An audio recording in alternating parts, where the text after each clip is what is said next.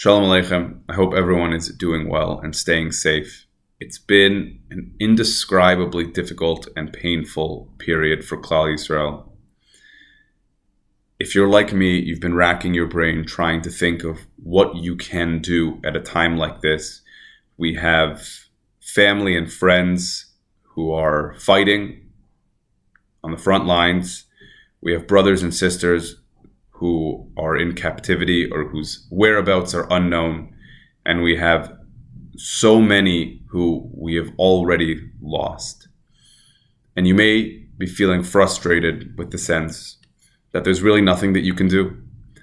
That you're sitting on your couch, watching the news, watching everything unfold, feeling like there's nothing that you can do to contribute. And I want to remind each and every one of us that there is absolutely something that you can do to benefit the well-being and the safety of Klal Yisrael. Your learning and your davening has profound impact on the events unfolding around you like you cannot imagine. The political and military efforts, while they're absolutely critical, can only get us so far. We need tremendous siyata d'shmaya for our success, and that is something that can be facilitated by our davening and our learning. I thought, therefore, it would be a beautiful initiative to try to get everyone learning together. And each day, I plan to go through some sources on a key question or topic in Emunah or in Hashkafa, specifically those which may be pertinent to our experiences now. Whether it's understanding the power of tefillah and of learning, understanding the Torah perspective on war or the Torah perspective on tragedy. And my hope is really twofold. That first of all, learning together can strengthen many of us on an individual level and on a national level to be able to navigate these extremely difficult times. The Torah has historically helped Klal Yisrael navigate through the very best and the very worst of times, and we've experienced it all. And I would like to look back together at these sources and at our tradition to gain strength from them today. In addition, I hope that our learning today together and moving forward will be a zechut le'iloi nishmat, those 600 plus lives we had already lost, as well as serve to protect those being held in captivity, those whose whereabouts are unknown, and of course, those who are actively participating in the defense efforts. I was asked to mention one name in particular, Mark Mordechai Peretz ben Giselle Peretz, who should be found and returned home safely as soon as possible, Ken Yeratzon. I thought today we would start off dealing with how to respond to tragedy, given that it's an extremely pertinent issue to each and every one of us, having heard the news that has come out in the past 36 hours. For this topic, I want to look first to the Torah. There's a very interesting pasuk in Dvarim that speaks about building a new house and the homeowner's responsibility to put up a fence around their roof. The roof, of course, was used more commonly then, kind of like we use a balcony today. And the homeowner is tasked with putting a fence around the roof so that no one falls off of it. You shouldn't have blood on your hands. What's interesting, though, is the Torah's formulation. The Torah says as follows, V'asita ma'akeh legagecha, v'lo tasim damim beveitecha ki yipol hanofel mimenu. You have to put it around a gate so that you shouldn't have blood on your hands, because the yipol hanofel mimenu, the falling person will fall from it. Now, it's of course extremely strange to describe a person who eventually falls off your roof because of your negligence as a falling person before this even happens. The falling person will fall off of it. Why would the Torah use this formulation? So Rashi quotes the Medrash and explains that this person was supposed to fall, was meant to fall, was going to fall with or without your involvement. Your responsibilities are not to be involved in this event, essentially. What that means for us is that we have to entertain two opposites, essentially, in understanding the events that go on around us. On the one hand, we have the choice to make good decisions. We have the ability to make good decisions, the ability to make bad decisions.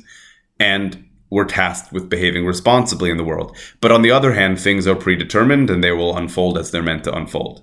It's almost impossible to understand, to entertain these two completely opposite notions, and yet this is what the Torah is asking us to entertain. In the words of Pirkei Avot, which summarizes this idea quite clearly, Hakol tzafui v'hareshut netuna. Everything is anticipated, nonetheless, permission is granted. The Ramchal, perhaps best known for Mesilat Yesharim or Derech Hashem, has a Sefer Dat Tvunot that he writes almost entirely dedicated to this topic, understanding the role, understanding the place that evil serves in the world, as well as its role, why HaKadosh Baruch Hu saw it as necessary to allow for a world that has the possibility for evil, and also how exactly to reconcile between, on the one hand, God's complete control over everything that happens, and on the other hand, our ability to choose. And the entire Sefer basically gravitates around this exact point. I want to deal less with the logical contradiction that this seems to pose, at least for right now, and more with the implications that it has for us on a tragic day, a tragic few days like those that we are experiencing. The Ramchal explains essentially that HaKadosh Baruch Hu interacts with his world in two ways. One is through complete control, and the other is through giving us the ability to make choices and punishing us for the wrong choices and rewarding us for the good choices. And essentially, explains the Ramchal, God employs both of these methods simultaneously, whether we understand it or will ever understand it or not. God simultaneously employs both these methods. He allows us to make choices, rewards us for the right choices, punishes us for the wrong choices, and at the same time navigates where the world is going. The world has a purpose. The world is meant to be perfected. Kadosh Baruch Hu saw fit not to create the world in a perfect state, but to create the world in an imperfect state and task those occupants with perfecting it. Now, if we make the right choices, we get to actively be involved in perfecting the world, and we're rewarded for it. If we make the wrong choices, we're punished. Nonetheless, HaKadosh Baruch Hu extracts from our actions the correction that the world needs. It's almost impossible to fathom. You control your actions, but HaKadosh Baruch Hu controls the impacts. And every decision you and everyone around you makes, big or small, brings the world that much closer to its corrected state. It's almost impossible to appreciate this in the moment, and it seems shallow and uncomforting at a time like this where we're experiencing the tragedy. But we have the privilege of reflecting upon some of the most horrible atrocities committed against Klal Yisrael in our history in the last century, and some of the most terrible events that befell us as a nation in the last several decades. And we have the ability to see, not to justify, but to see how certain positive events came out of them that could only have come out of them.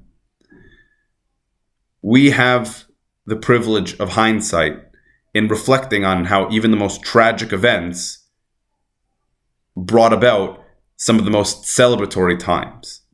Right now, we're experiencing the tragic event, and it's extremely difficult to appreciate that anything good can come from it. But every single action and every single decision that you or that anyone else makes, you control the action, but HaKadosh Baruch Hu ultimately controls the outcome. And the world is moving closer and closer to its fixed state, to its perfected state. But the Ramchal then goes one step further, and he says not only is everything for the greater good, for the best it could possibly be. Not only does every event have its place, not only is it all necessary. You might still think, but why me? Why do I have to suffer through this? Why do I have to be the unfortunate victim of the greater good, to suffer the tragedy that I'm suffering right now, for my friend to suffer the tragedy that they're suffering right now? Why me? Why us? It's not fair. It's not right. Why couldn't something else happen? Why couldn't the world have gotten what it needed without making me its sacrifice. Here the Ramchal explains that not only was the tragedy not incidental, your involvement in it was not incidental. On whatever level you're experiencing this tragedy, that was intended. It was not random that you were exposed to it and not random that you were involved in it. Your victories and your failures, your sadness and your celebration, every circumstance, big or small, that you encounter in your life was designed by HaKadosh Baruch Hu, not just to impact the world in the way that it needs to impact the world, but to impact you in the way that it needs to impact you. For you to be the best version of yourself, to reach your potential, to be the you that you need you to be, that your family needs you to be, that HaKadosh Baruch Hu needs you to be, that Am Yisrael needs you to be. Your whole life is a series of challenges meant to forge you into the very best version of yourself, and nothing that you experience is random. Not firsthand, not secondhand, not even knowing that your friend is experiencing it. Everything that you're experiencing in your lifetime was carefully calculated by HaKadosh Baruch Hu. Not just because the event was necessary, but because your involvement in it was necessary. That your correct and appropriate response was necessary to forge you into the person that you need to be. Rav Kook takes this point and brings it a little bit closer to home. And he speaks about specifically within the context of war. He says, if you notice throughout our history, you read, you learn Torah, Nevi'im, and Ketuvim, you'll notice that some of our greatest people, some of our greatest leaders, in fact, perhaps most of our greatest leaders, were military heroes. He says that wasn't random. It wasn't that our greatest leaders happened to be military heroes. Our greatest leaders were great because of their experiences in the military. Here's how that works. He explains in Orot HaMelchama. He says as follows. It's not so difficult. I don't want to say not so difficult. It's one thing to make tough moral decisions in easy circumstances that don't have drastic implications. It's one thing to have emunah and attachment in HaKadosh Baruch Hu when it's not being challenged. Right? It's one thing to act in a certain way when everything is going well. But it's another thing entirely to be able to make those decisions, to have that emunah in the darkest of times. To act with the utmost moral composition in the most challenging moral circumstances, like fighting in a war, where the value of human life can sometimes feel completely degraded, where there's bloodshed all around you. Do you have the capacity to make the right decisions? Where it's darkness all around, do you have the capacity to still believe? It's one thing to believe in HaKadosh Baruch Hu from the safety of your own home. It's one thing to discuss morals and values in the safety of your own home without having them tested by extreme circumstances. But for Otniel ben Kenaz, for Yoshua ben Nun, for David HaMelech, these are people whose morals and whose ideologies and faith and commitment to Hashem and commitment to Torah were tested in the most difficult of situations. And those situations in battle forged them into the giants that we know them to be. Nothing was easy. The things that we take for granted, they were challenged in day after day after day, and their success in those situations is what forged them into the great people that we know them to be now. How we respond to today's events and yesterday's events and tomorrow's events moving forward has more of an impact than just our well-being. Our ability to grow as people and our ability to become the best versions of ourselves is dependent upon our appropriate response in these situations. Taking the challenges as opportunities to connect to one another, to connect to HaKadosh Baruch Hu, to strengthen our emunah, and to strengthen our religious resolve, to strengthen ourselves as a nation, is the correct response. And these tragedies are what has the opportunity to forge us into greatness more than any easy scenario could.